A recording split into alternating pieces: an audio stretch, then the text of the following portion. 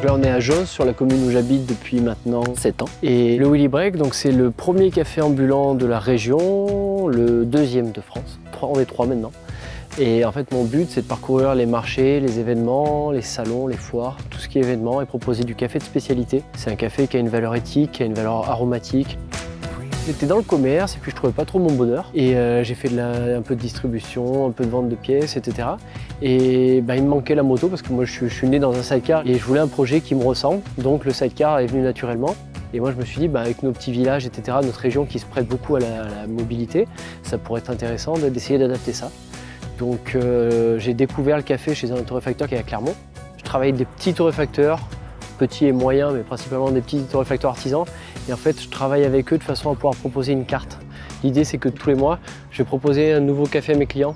Je vais essayer complètement de changer. C'est-à-dire que, vous voyez, le mois dernier, j'étais en Birmanie. Donc, on était sur un café très fruité, très aromatique, avec des notes de fruits jaunes, de fruits mûrs, etc. Et là, ce mois-ci, je bascule au Brésil. Le Brésil, on va être sur un café beaucoup plus chocolaté, qui se prête plus, notamment, je fais des marchés très touristiques, où je vais voir les gens qu'une fois ou deux.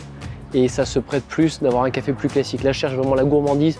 Ça va faire 2 ans en septembre. Je voudrais continuer à augmenter ma qualité de café, donc une machine plus performante. Je m'informe, j'étudie un peu la torréfaction et j'ai l'occasion de travailler avec des torréfacteurs, torréfier avec eux à leur côté pour apprendre. Mon but, c'est vraiment de monter en qualité et développer cette partie vraiment café. Alors le top, c'est quand on me dit c'est le meilleur café que j'ai bu de ma vie. Ça, j'en ai eu le droit à quelques-uns, alors c'est le bonheur. Parce que étant moi-même pas du café et ayant pas le matériel d'un professionnel, là c'est du semi-pro que j'ai et je travaille dans des conditions climatiques extérieures. Donc c'est très difficile pour le café parce que le café, il y a énormément de critères qui peuvent varier. Donc quand je fais un très bon café et mettre en avant, pouvoir parler de mon torréfacteur, c'est ça qui est génial.